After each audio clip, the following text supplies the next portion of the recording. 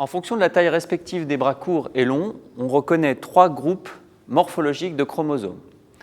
Donc vous avez tout d'abord les chromosomes métacentriques, dont le centromère est situé à peu près à égale distance au niveau des 2 bras des chromosomes. Vous avez ensuite les chromosomes submétacentriques. On voit ici le centromère situé plus vers le bras court. Et vous avez enfin les chromosomes acrocentriques, où le centromère se rapproche encore plus des extrémités des chromosomes. Alors, le nombre et l'aspect général des chromosomes sont en général caractéristiques de chaque espèce.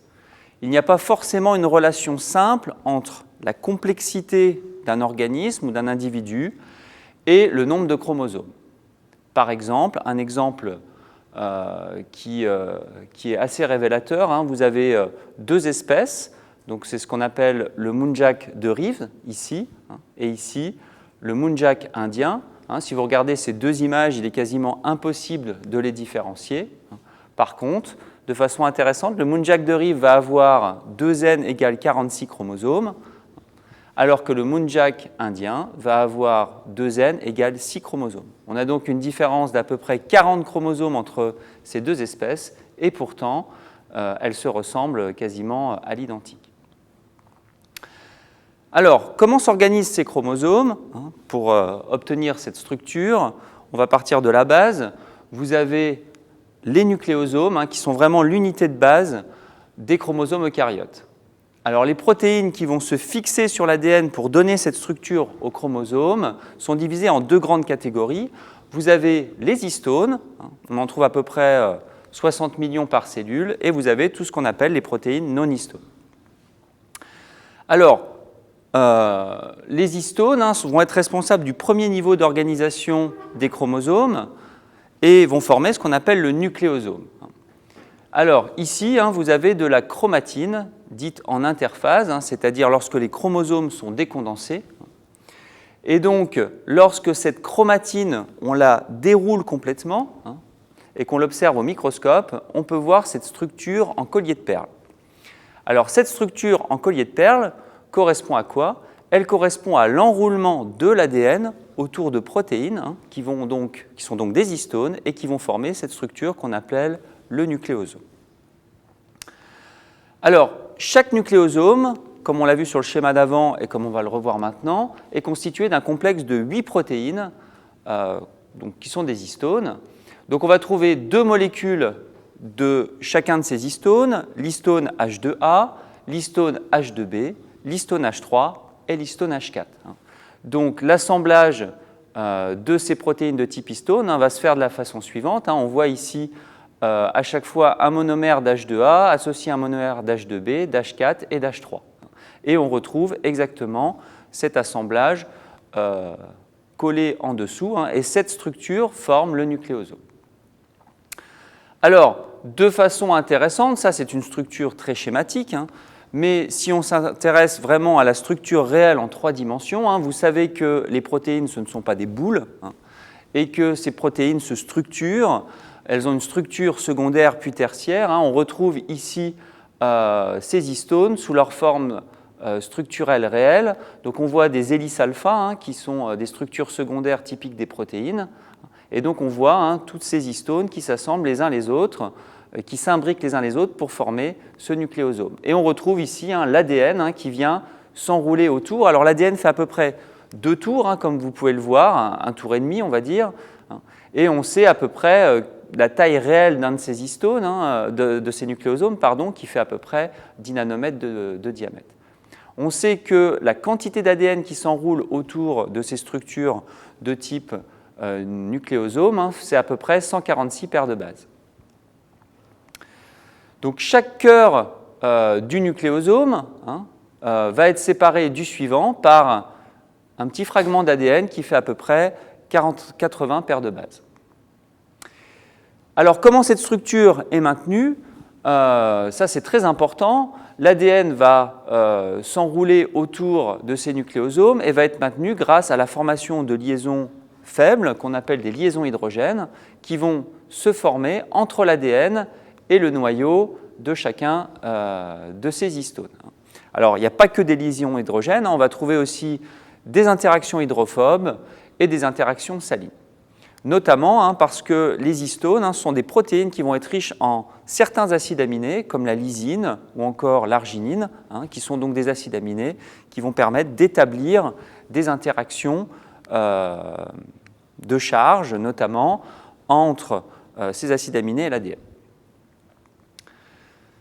Alors, in vivo, la chromatine, elle est rarement sous cette forme en collier de perles qu'on a vu tout à l'heure. La forme la plus décondensée en général de l'ADN et de ses protéines, elle ressemble plutôt à ça, à une fibre qui va faire à peu près 20 nanomètres d'épaisseur, ou voire 30 nanomètres d'épaisseur. Et donc, pour former cette fibre ici plus épaisse, à partir de cette structure en collier de perles, eh bien, en fait, les nucléosomes vont s'assembler les uns les autres dans des structures un petit peu complexes, comme vous allez pouvoir le voir maintenant. Donc, vous avez une structure soit en solénoïde, soit en zigzag. Donc, ici, on retrouve chacun des nucléosomes avec l'ADN enroulé autour, et vous voyez que ces nucléosomes, ils vont en fait s'accrocher les uns les autres. Alors, comment ils s'associent? Eh bien, tout simplement, lorsqu'un ADN va s'enrouler autour d'un nucléosome et qui va sortir de cet enroulement, il va prendre une direction qui va lui permettre d'aller s'enrouler autour d'un autre nucléosome qui va se retrouver en face, puis partir au suivant, et ainsi de suite. Et on voit cette structure comme ça qui est en train de se former sous forme de solénoïde ou de zigzag. Et donc cette structure, elle est faite pour vraiment occuper le moins d'espace possible, c'est-à-dire comment on va réussir à ce que l'ADN puisse occuper le moins d'espace possible dans la cellule, donc commencer à se condenser. Alors comment en fait ces nucléosomes s'organisent les uns les autres? Eh bien tout simplement, il y a en fait des protéines qui vont permettre à l'ADN, une fois qu'il s'est enroulé autour du nucléosome, d'aller chercher le nucléosome qui va se retrouver un petit peu plus à gauche ou un petit peu plus à droite.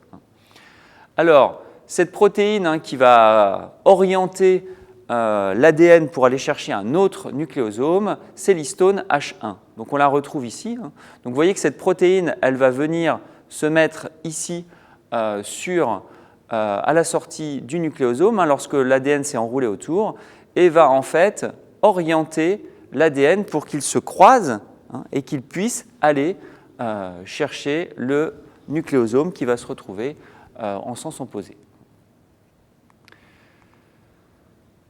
Alors, les histones qui forment les nucléosomes, on a vu que l'ADN s'enroulait autour. Ces nucléosomes, une fois qu'ils se sont rapprochés les uns des autres pour former les structures qu'on a vues juste avant, il va falloir maintenir cette structure dans le temps et donc la stabiliser. Et donc pour stabiliser cette structure, quelque chose qu'on n'a pas encore évoqué, c'est que chacun des histones possède ce qu'on appelle des queues peptidiques qui vont donc partir de ces structures de type histone, de ces protéines, et ces queues qui sortent ici vont pouvoir venir interagir les unes avec les autres, avec les nucléosomes voisins, pour s'associer et stabiliser cette structure. Donc les queues des histones vont donc jouer un rôle essentiel dans la fixation des nucléosomes.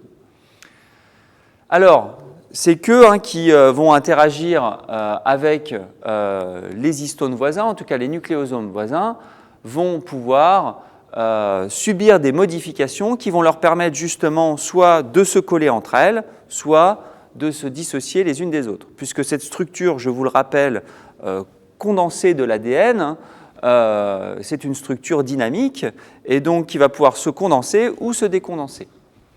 Donc cette condensation-décondensation va se faire justement par des modifications au niveau de ces petits bras, de façon à ce qu'ils puissent s'associer ou se dissocier. Alors, justement, si on regarde ces queues qui partent donc des histones qui constituent le nucléosome, on voit qu'elles comportent un certain nombre d'acides aminés qui sont modifiables. Donc, les modifications qu'on va pouvoir retrouver sur ces différents acides aminés, ce sont des modifications chimiques de type méthylation, de type acétylation ou désacétylation. Et donc, un exemple concret, vous avez une enzyme qui s'appelle l'histone acétyltransférase, qu'on abrévie aussi HAT, Et il existe aussi des histones désacétylases. Donc ces histones acétyltransférases ou désacétylases vont pouvoir soit acétyler ou désacétyler les queues qui partent des différents histones et vont favoriser soit le regroupement des nucléosomes, soit leur dissociation. Et donc on peut passer d'une structure qui est très compactée à une structure qui va se décompacter.